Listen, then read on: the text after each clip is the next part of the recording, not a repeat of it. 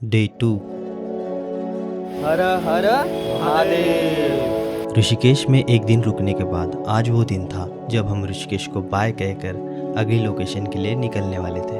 Early morning हम सब तैयार होकर निकल जाते हैं बाइक रेंटल शॉप की तरफ, और ये शॉप आता है एग्जैक्टली ऋषिकेश बस स्टॉप के पास। जैसे ही मैंने ये गाड़ियाँ देखी तो सोचा क्या मज़ा आएगा यार, और एक्साइटमेंट भी बहुत बढ़ चुकी थी क्योंकि उत्तराखंड की ब्यूटी को, इस नेचर को जब आप अपनी बाइक से ट्रैवल करके देखते हो तो इसकी फीलिंग बहुत अलग होती है। अगर आपको बजट में ट्रैवल करना है, I think this is the best bike rental shop. तो सभी चेकिंग्स हो जाने के बाद हम निकल जाते हैं बद्रीनाथ के लिए।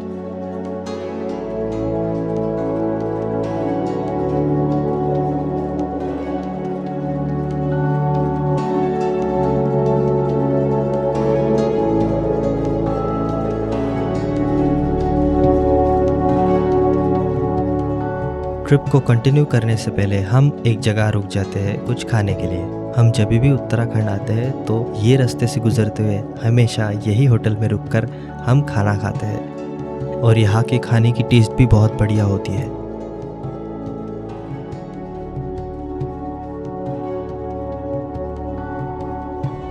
और अभी हम रेडी हो चुके थे आगे बढ़ने के लिए। ऋषिकेश से बद्रीनाथ जी का डिस्टेंस है लगभग 284 किलोमीटर्स। कोई प्लानिंग नहीं है और ना ही कोई बुकिंग की है, बस इतना पता है कि ऋषिकेश वाले रूट से जाकर जोशीमठ से होकर बद्रीनाथ धाम पहुंचना है। कुछ देर कंटिन्यू ड्राइविंग करने के बाद हमें दर्शन हुए एक बहुत ही अच्छी जगह के, जिसका नाम है देवप्रयाग संगम। गाड़ी पार्क करके हम पहुंचते हैं इस खूबसूरत जगह पर।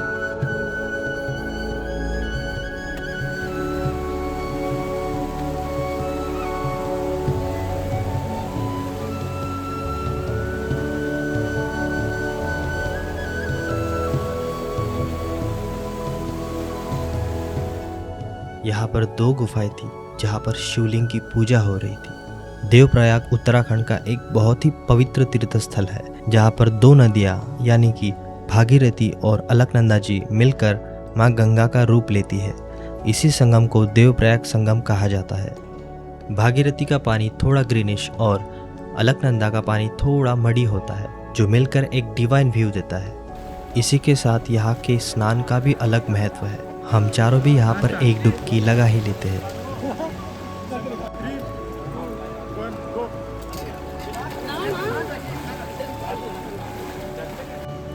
बहुत बहुत ही खतरनाक एक्सपीरियंस। आपको खुद यहाँ आना पड़ेगा तब आपको फील होगा। उधर से फील नहीं होगा कुछ, इधर आना पड़ेगा तब फील होगा। हरिद्वार में तो गंगा बन के आ रही है, लेकिन यहाँ गंगा बन रही है।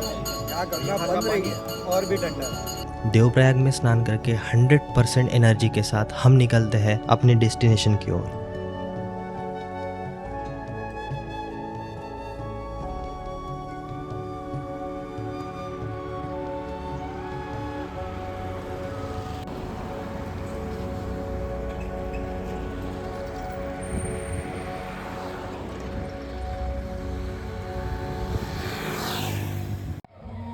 गाइस, अभी मैं रुद्रप्रयाग में हूँ।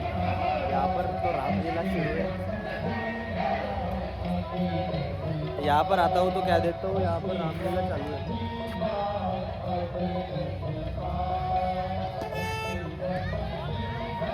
सही है भाई, रामलीला चालू है। ऊपर से यहाँ पर पहाड़ों की वादियाँ भी, और सब खेल रहे हैं। यहाँ पर रामलीला चालू है।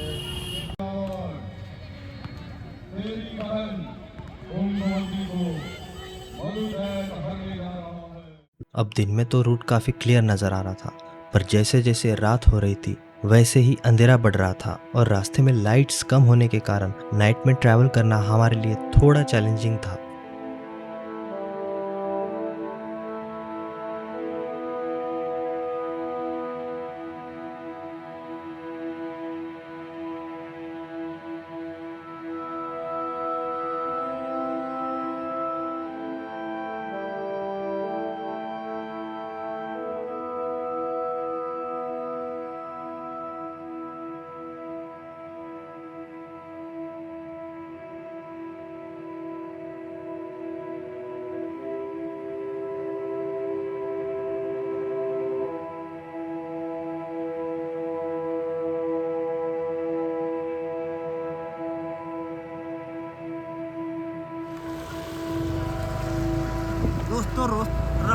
काफ़ी ख़राब है जोशीमठ के लिए जाने का।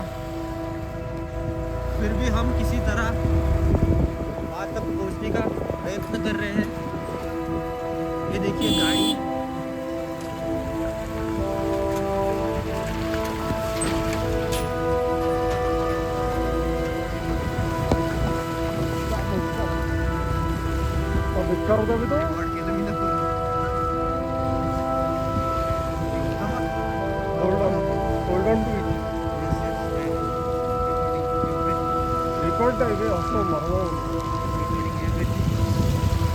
Normally hold on to everything, bag shoes होता मला बी आता फोन आहे काय बंद करून देऊ का recording?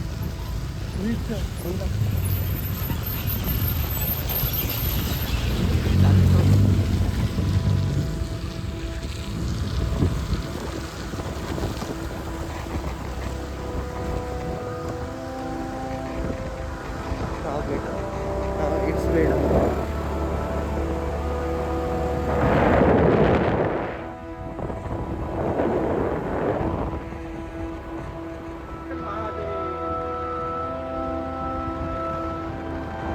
Devbhoomi Uttarakhand. This happens only in Devbhoomi Uttarakhand.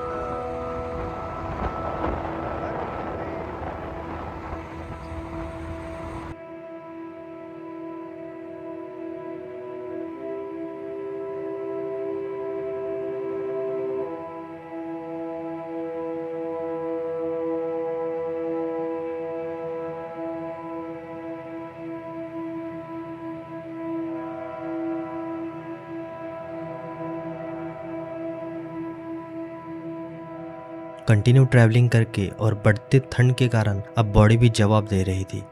अभी डिस्टेंस बचा था 49 किलोमीटर, पर रात में बाइक से बद्रीनाथ पहुंचना लगभग इम्पॉसिबल लग रहा था और थोड़ी ही दूरी पर था Joshimath. How are you feeling, bro? अरे बाप. हाँ? क्या बोल? ठंडी से पूरे पैर काप रहे हैं. आता डोक्यातले रक्त बंद होते काही वेळात.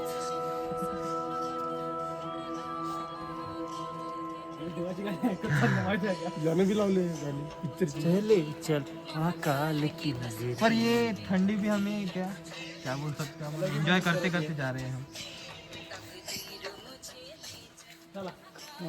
एक सेकंड. ताली दे ताली, असा रक्तप्रवाह वाढा अशी अशी कर खाली. बापरे, धोमून राहिला. अरे बाप रे भाई.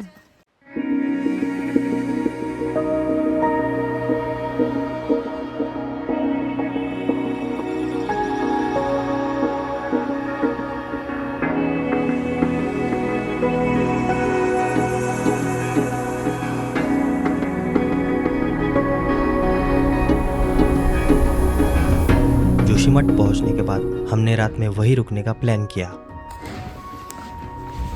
हे गाइस, वेलकम बैक. अभी रात के बजे है 11:20 और हम जा रहे हैं खाने की तलाश में. थोड़ा सा मिलते हैं खाने की तलाश में. और यहाँ पे टेम्परेचर है 8 डिग्री. टेम्परेचर अभी हुआ है 8 डिग्री सेल्सियस. शरीर को चीरते हुए जो है हवाएं लग रही है हमको. सनन हवा चल रही है. 8 डिग्री सेल्सियस चालू है. स्वीट है. नेक्स्ट डे अर्ली मॉर्निंग हम उठते हैं एक नए जुनून के साथ। Hey guys, welcome back to the channel. अभी मैं हूँ जोशीमठ में। कल हम 10:30 बजे यहाँ पर पहुँचे रात में। यहाँ का टेम्परेचर था तभी 4 डिग्री सेल्सियस और अभी हो रहा है 11 डिग्री सेल्सियस। तो अभी हम निकल रहे हैं बद्रीनाथ के लिए। बद्रीनाथ तो हमें कल रात को ही निकलना था। वैसे ये ठंड के कारण और ये रोड जो है उनकी कंडीशन बहुत ख़राब थी, उसके कारण हमें यहाँ पर जोशीमठ में कल रात को स्टे करना पड़ा। तो आज अभी 6 बजे हम निकल रहे हैं बद्रीनाथ के लिए। यहाँ से अब कैसी जर्नी रहेगी तो देखने लायक रहेगी, वो भी एक्साइटिंग रहेगी और नया होगा कुछ। अभी बद्रीनाथ का टेम्परेचर है -11 डिग्री सेल्सियस। जर्नी काफ़ी एक्साइटिंग रहने वाली है गाइस, स्टे ट्यून्ड। आपके लिए कर रहा हूँ ये सब, बस एक सब्सक्राइब कर देना बटन, बस एक सब्सक्राइब कर देना, एक लाइक कर देना और कमेंट ज़रूर करना। कमेंट से मोटिवेशन मिलती है, कुछ आपके लिए बढ़िया बढ़िया अच्छे कंटेंट लाने की कोशिश करूँगा। उससे मुझे पता चलेगा कि मैं किस वे में ग्रो हो रहा हूँ, कैसे ग्रो हो रहा हूँ, वो सब आपकी वजह से मुझे पता चलेगा। इसलिए कमेंट करना मत भूलना, कमेंट ज़रूर करना, ठीक है? मिलते हैं।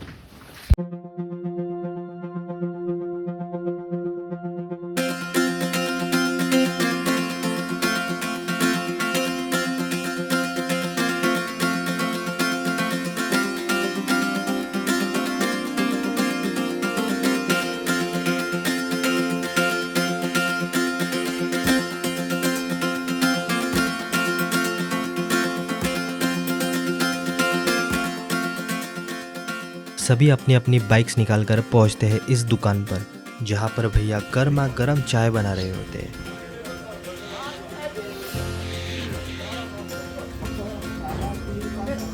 चाय पीते समय हमारी मुलाकात होती है कुछ लोगों से जो महाराष्ट्र के पुणे शहर से आए हुए थे। आपण पहाडात कधी चालवत नाही ना जास्त. तो प्रॉब्लेम आहे. कारचा प्रॉब्लेम आहे रे, आपण चालवत नाही पहाडात जास्त गाड्या. नाही आणि इथलं ड्रायव्हिंग स्किलच वेगळं आहे. ते एक दोघं आले ना समोर समोर एकमेकांना ते बरोबर क्रॉस करून जातात. आपला म्हणजे कन्फ्युज झाला तर संपला. टू व्हीलरचं काही नाही वाटत. चला ऑल दी बेस्ट, एन्जॉय करा. रिटर्न चाललंय. हा आम्ही आता रिटर्न चाललोय आणि आज देहराडून शूटिंग चालूच असतं. आत्ता केली मी जस्ट स्टार्ट. येताना ट्रेनने आलो आम्ही टाइमपास करत. जाताना आता कंटाळा आला. म्हणजे देहरादून तुम्ही केलं हा देहराडून काय ठेवायला पण कम्फर्ट पाहिजे आणि आलटून पालटून चालवली ना बरोबर. मागच्याची पाड जाते. आता ही बॅग त्याच्यावर ठेवायची आहे मधात, मग त्याच्या मागे मी बसतो. हाँ चला येतो. अंकल ने बताया कि वो औली में थे और आज रात वो रिटर्न जाने वाले थे। एक बढ़िया इंस्पिरेशन के साथ हम निकलते हैं हमारे आगे के सफ़र पर।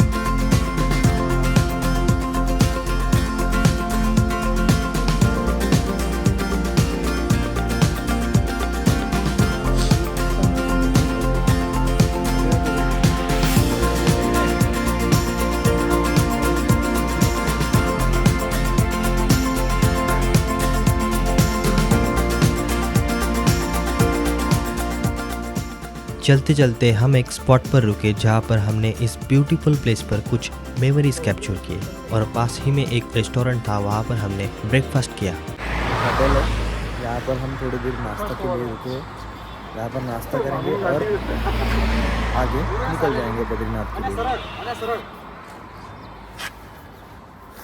ठंडी बहुत भारी थंडी आहे भाई. पॉश आहे ना सगळं हे इथचं लोकेशनचं. क्लीन महावी काढणं एक नाही सांगतो ना, क्लीनलीनेस आहे सगळीकडे. क्लीन बहुत मतलब सीनिक व्यूज है. जिधर देखो उधर बस सुंदर ही सुंदर जगह दिख रही है. ऐसा आप बोलोगे ही नहीं कि यार ये कितना गंदा लग रहा है, ये कितना गंदा लग रहा है, ये कितना ख़राब लग रहा है. आप बोल ही नहीं सकते, इतना मतलब प्यारी जगह है ये. और ऊपर से ये जो पहाड़ दिख रहा है ना, ये पूरा सीन ले रहा भाई.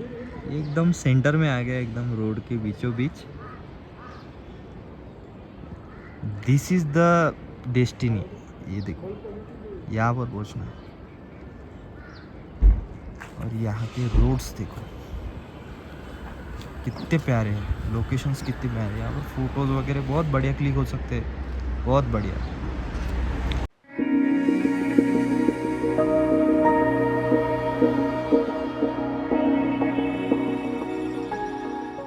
ब्रेकफास्ट करने के बाद हमने वापस कंटिन्यू की हमारी जर्नी।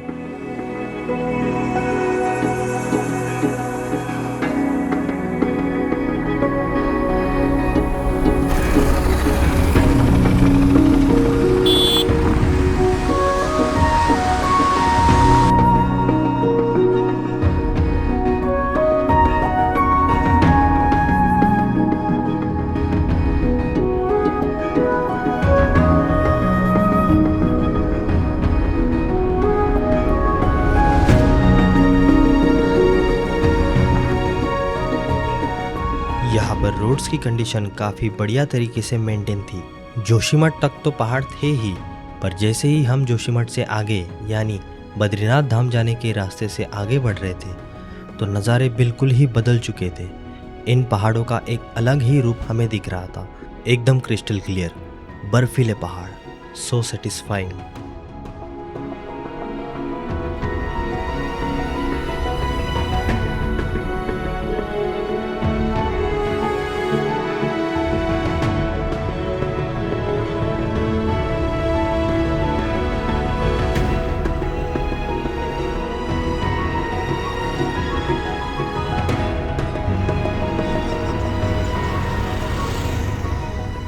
आगे चलकर हमें दर्शन हुए हनुमान जी महाराज के। इस जगह का नाम था हनुमान चट्टी टेम्पल।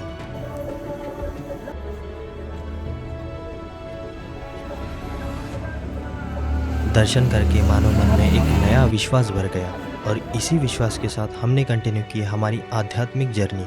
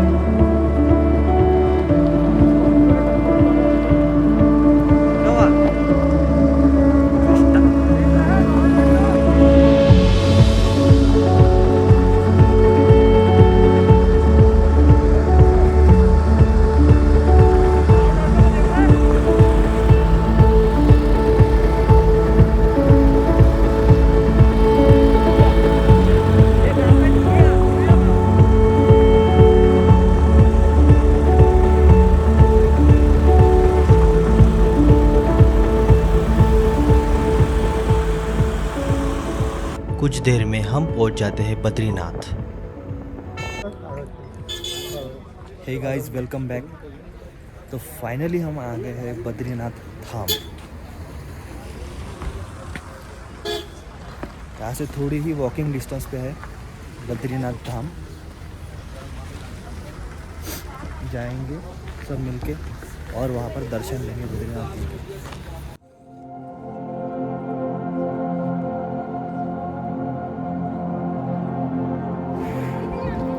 गाइस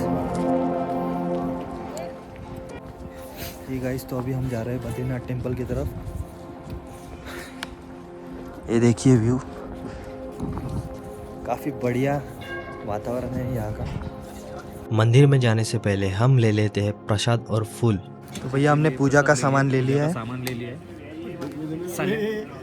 तुम्ही हे काय करतो? अभी जाएंगे मंदिर में दर्शन लेंगे विष्णु जी के। ये देखो गाइज, इसने बर्फ़ लिया है, वहाँ पे रखा था बर्फ़। एक्चुअली वो 3 दिन पुरानी है, वहाँ पर बर्फ़ गिरी थी तो तब से वैसी है, पिघली नहीं हो।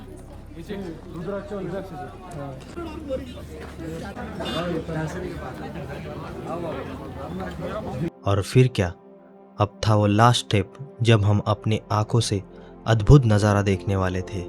After crossing countless road blocks with patience and faith, we finally reach the most blessed place, Badrinath धाम।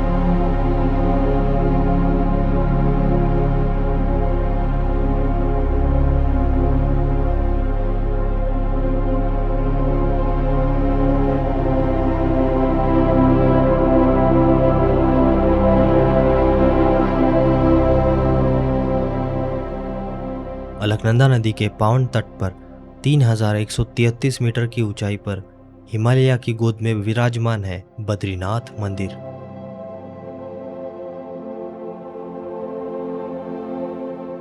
चारों धामों में से एक भगवान विष्णु को समर्पित यह दिव्य स्थल सदियों से करोड़ों भक्तों की आस्था का केंद्र रहा है। माना जाता है कि इसका निर्माण 7वीं से 9वीं शताब्दी के बीच हुआ और 8वीं शताब्दी में आदि शंकराचार्य ने नारद कुंड से भगवान बद्रीनारायण की मूर्ति को प्रकट किया। बद्रीनाथ नाम से जुड़ी एक कथा प्रचलित है कि जब देवर्षि नारद ने माता लक्ष्मी को विष्णु जी के चरण दबाते देखा तो उनके मन में एक प्रश्न उठा। उस प्रश्न ने विष्णु जी को भीतर तक झकझोर दिया और वे हिमालय की ओर तपस्या करने चले गए। तपस्या इतनी कठोर थी कि भारी हिमपात ने उन्हें पूरी तरह ढक लिया। तब माता लक्ष्मी ने बद्री वृक्ष का रूप धारण किया और हिम, वर्षा और धूप से उनकी रक्षा की। तप समाप्त होने के बाद विष्णु ने देखा लक्ष्मी स्वयं हिम में ढकी खड़ी है। उनकी भक्ति से प्रसन्न होकर विष्णु ने कहा इस धाम में हम दोनों की पूजा होगी और तभी से वे कहलाए बद्री के नाथ बद्रीनाथ। लेकिन मंदिर के दर्शन से पहले हर यात्री एक विशेष स्थान पर रुकता है, तप्त कुंड।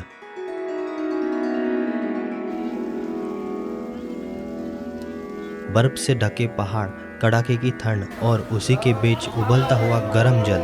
यहाँ पर लोग गर्म पानी से नहाते हैं।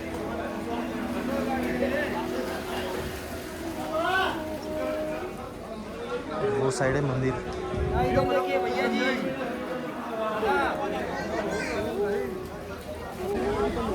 यहाँ पर मुझे इंटरव्यू लेने की इच्छा थी। इस जगह के बारे में थोड़ा इंफॉर्मेशन चाहिए थी, इसके लिए एक पंडित जी या कोई भी इंफॉर्मेशन लेनी थी मुझे उनसे। देखते हैं अगर मिलते हैं तो शूट कर लेंगे। तप्त कुंड होने के बाद हम लाइन में लग जाते हैं। दोस्तों लंबी लाइन में लगते और स्टेप बाय स्टेप दर्शन करते हैं। दोस्तों अगर आपको साक्षात विष्णु जी के दर्शन करने हो तो आपको थोड़ा सा तो संघर्ष तो करना पड़ेगा। आपको थोड़ा सा तो संघर्ष करना पड़ेगा, तो उसके लिए ये लाइन तो कुछ भी नहीं कर लेंगे ये भी। दोस्तों यहाँ पर फोटोग्राफी वीडियोग्राफी पूर्ण वर्जित है, यहाँ पर लिखा है। तो सॉरी गाइस, आपको मैं अंदर के तो दर्शन नहीं दे पाऊँगा क्योंकि वो अंदर के विजुअल्स पॉसिबल तो नहीं है अंदर के विजुअल्स दिखाना। तो आपके मैं बाहर की सिनेमैटिक शॉट्स दिखा दूँगा आपको, ठीक है।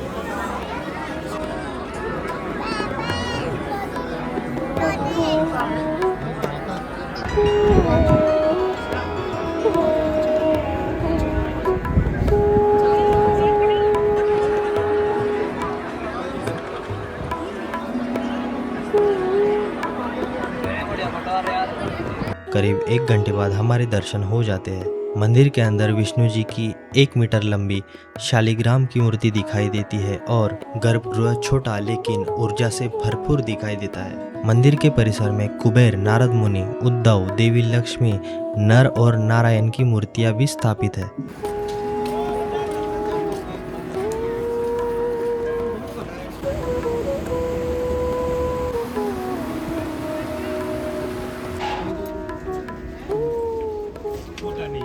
कैसा लग रहा भाई सुनते ना? काय दृश्य आहे भगवान बद्रीनाथ म्हणजे त्या या पूर्ण इथल्या व्हॅलीला जे काही शब्दात किती पण शब्द जरी टाकले ना त्याला कमी पडतो. इथे आल्यावर तुम्हाला फील होईल म्हणजे व्हायचं फोटोमध्ये बघून फक्त ते एन्जॉयमेंट तेवढं बघू शकतो आपण. इथे या. देवाचे दर्शन घ्या आणि फिरा, सगळं एन्जॉय करा. नदीबद्दल सांग ना थोडं. ही नदी जी आहे अलकनंदा नदी आहे आणि ही बद्रीनाथवरनं निघतं आणि देवप्रयाग संगमला भागीरथी सोबत मिळतं आणि तिथे जाऊन त्यांचा संगम होतं आणि समोर जाऊन ती गंगा नदी बनतं.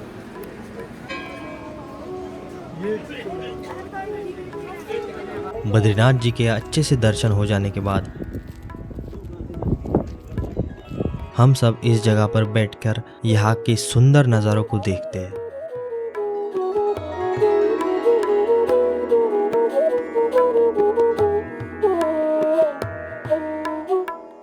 थोड़ी देर बाद हम अपने बाइक से निकल पड़ते हैं माना विलेज की तरफ, जिसे भारत का प्रथम गांव कहा जाता है. Now we are entering to Mana village. Let's go.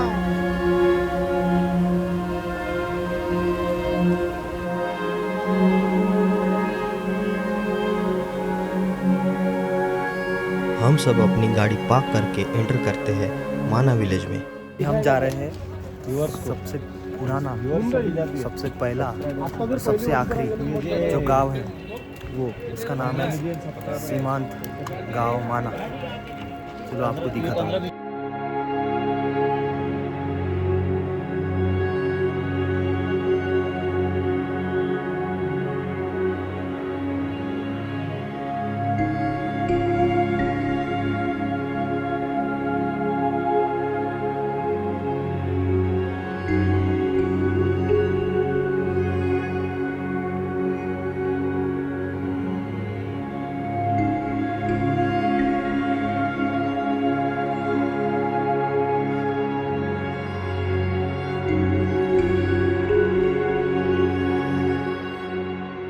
माना में एंटर करते ही हमें दिखते हैं छोटे छोटे दुकानें और ये गलियाँ.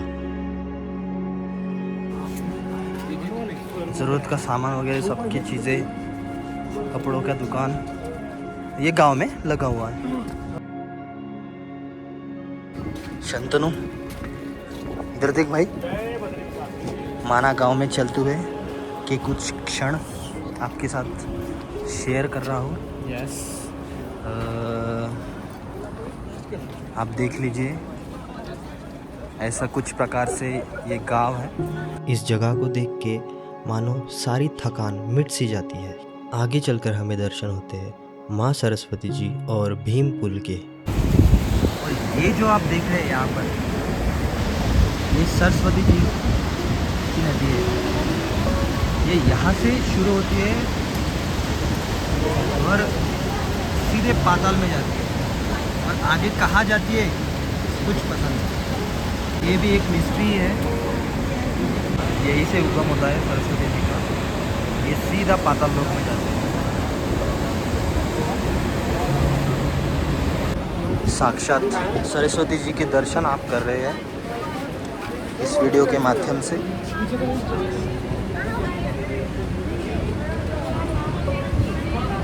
जल्दी आ जाओ, बीस हो गए.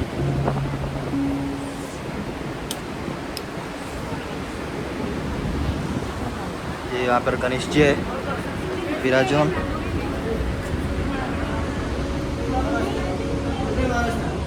माँ सरस्वती को ज्ञान, वाणी और विद्या का स्वरूप माना गया है. इस जगह के बारे में यहाँ के लोकल से पूछने के बाद मुझे ये पता चला कि ये जगह महाभारत काल से जुड़ी है. कई विद्वानों का मानना है कि वेदों में वर्णित सरस्वती नदी आज लुप्त हो चुकी है, जबकि माना की सरस्वती को उसका प्रतीकात्मक रूप माना जाता है.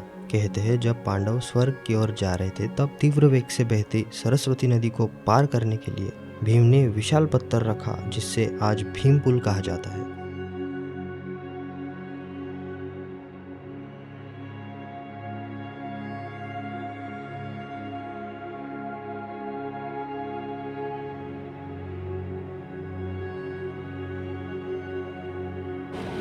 ये वही रास्ता है जिस रास्ते से 5 पांडव स्वर्ग के लिए गए थे.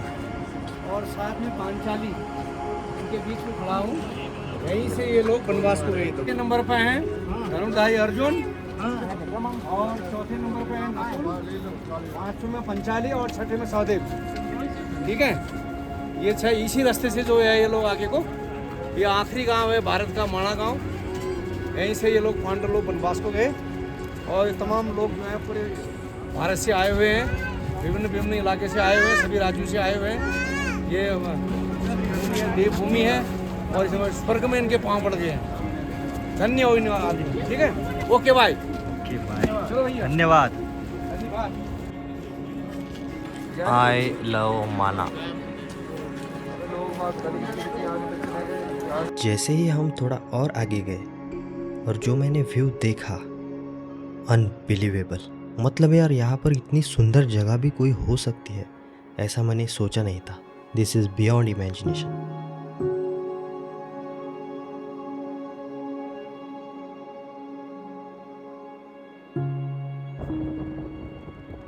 यहाँ पर जो पहाड़ों के लैंडस्केप बन रहे थे वो दिल को छू रहे थे। सफ़र की थकान अब शरीर पर साफ नज़र आ रही थी। दिल भी कह रहा था कि शायद आज नहीं, पर मन को समझाकर जब मैं यहाँ तक पहुँचा तो जैसे सब कुछ बदल गया। आई फील मोर रिलैक्स्ड, काम, जैसे सारी थकान कहीं पीछे रह गई हो। अगर मैं यहाँ नहीं आता तो शायद जिंदगी का एक बहुत खूबसूरत पल खो देता। मेरा मानना यह है कि अगर आपको लाइफ मिली है तो कुछ पैसे बचाकर और टाइम निकालकर घूमने निकल जाया करो। See the world, it's more fantastic than any dream.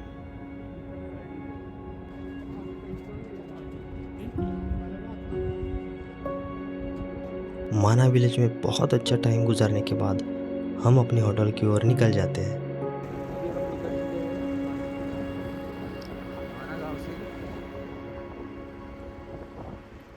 By two माना गाँव। बाय बाय माना गाँव। जैसे ही हम होटल पर वापस आते हैं, मैं देखता हूँ ये ब्यूटीफुल इवनिंग व्यू, जब बादल नर नारायण पर्वत के ऊपर से जा रहे होते हैं और मुझे मिलता है ये ब्यूटीफुल शॉट।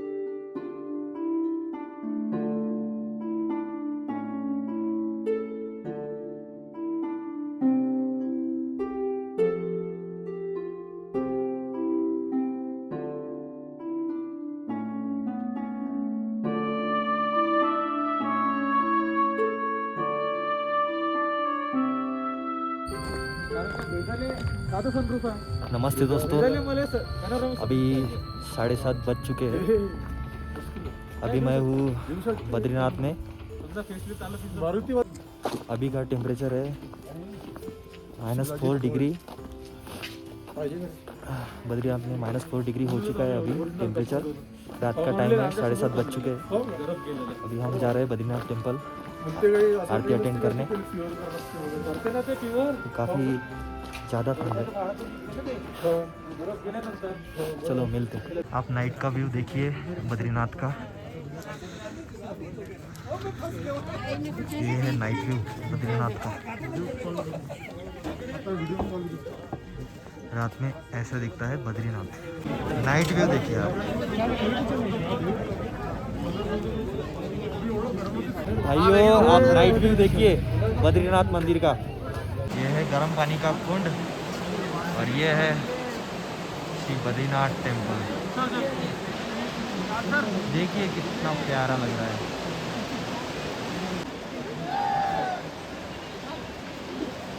ये देखिए व्यू, श्री बद्री केदार का व्यू, नाइट व्यू देखिए। काफ़ी बढ़िया सजा हुआ है।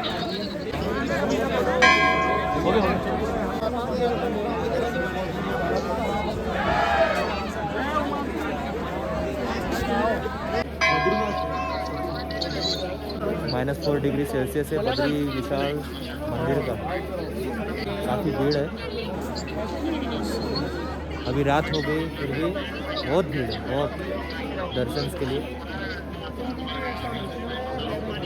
अभी थोड़ी देर में आरती चालू होगी। आरती के लिए रुकते हैं थोड़ा। जय श्री बद्री साहब। ये देखिए जी, ये जो धुआं दिख रहा है आप, ये तप्त कुंड में से जो आ रहा है गर्म पानी, उसका धुआं ये कुंड का पानी अलकनंदा रिवर में मिक्स हो रहा है और उससे जो ये निकल रहा है स्मोक, वो गर्म पानी का स्मोक है।